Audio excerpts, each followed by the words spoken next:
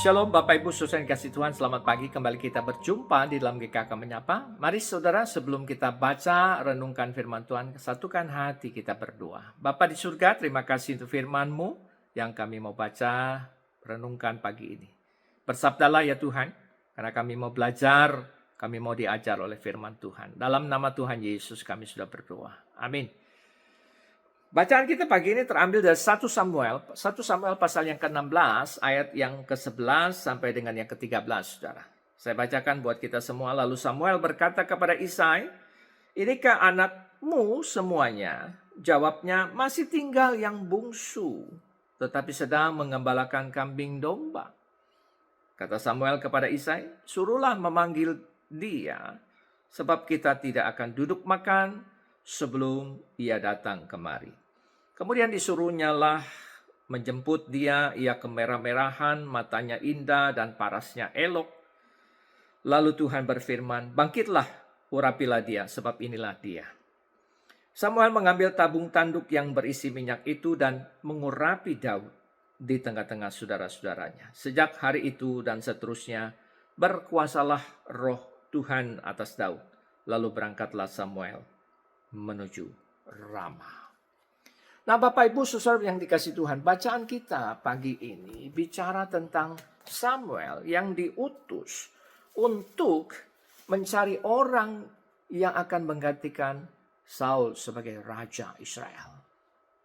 Lalu dari bacaan kita ini saudara, apa yang dapat kita renungkan? Yang pertama, Tuhan yang memilih, Tuhan juga yang menolak. Nah dari konteks bacaan kita ini saudara, disebutkan bahwa Samuel diutus Tuhan kepada Isai untuk mencari salah seorang dari anak-anak Isai yang akan dipilih Tuhan untuk menggantikan Saul sebagai Raja Israel.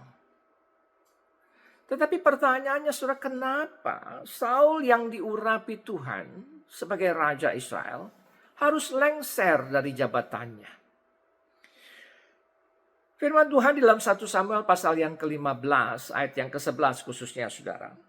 Di situ kita menemukan jawabannya ialah bahwa penyebabnya karena Saul telah berbalik dari Tuhan dan tidak melaksanakan firman-Nya.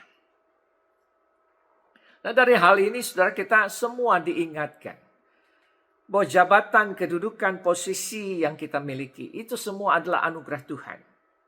Dan sudah sepatutnya tentu kita menjalankannya seturut dengan kehendak-Nya.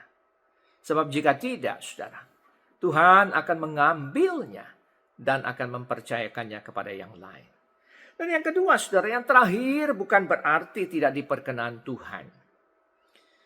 Dalam misinya untuk mencari orang yang dipilih Tuhan untuk menggantikan Saul sebagai raja. Tuhan mengutus Samuel untuk mengurapi salah seorang dari anak-anak Isai. Tetapi siapa yang dipilih Tuhan? Samuel sempat mengira itu Eliab. Tapi ternyata bukan Eliab. Dan bukan juga anak-anak Isai lainnya. Dan hanya ketika Samuel berhadapan dengan anak bungsu Isai yakni Daud.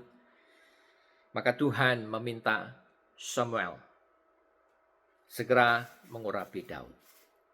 Saudara, pertanyaannya, apakah Daud dipilih Tuhan oleh karena dikatakan kemerah-merahan, matanya indah, parasnya elok? Apakah karena itu saudara? Tentu saja tidak. Dan bukan itu alasannya. Meskipun Daud itu anak bungsu saudara. Anak yang paling kecil, yang paling muda dari antara saudara-saudaranya. Tetapi ia dipilih Tuhan karena memang Tuhan berkenan akan Daud. Jadi saudara, janganlah kita berkecil hati ketika kita ada di dalam posisi yang paling kecil, paling muda, paling bungsu dari antara saudara-saudara kita. Karena bisa saja Tuhan tetap berkenan memilih kita untuk menjadi alat saluran berkat bagi kemuliaannya. Amin. Mari saudara, satukan hati. Kita satukan hati, kita berdoa bersama. Bapa di surga, terima kasih untuk firman-Mu yang boleh kami baca renungkan pagi ini. Biarlah ya Tuhan, Engkau menolong, menopang kami, memampukan kami untuk menjadi pelaku yang menghidupi firman-Mu. Terima kasih Bapa, berkati juga seluruh kegiatan yang kami mau jalani hari ini. Dengan semua tanggung jawabnya biar Tuhan yang menolong kami, menopang kami, memampukan kami untuk bisa menjalani semua itu seturut dengan kehendak-Mu. Di dalam nama-Mu Tuhan Yesus kami sudah berdoa. Amin. Selamat pagi, selamat beraktivitas Bapak Ibu, susah dikasih Tuhan. Tuhan Yesus memberkati kita semua. Amin.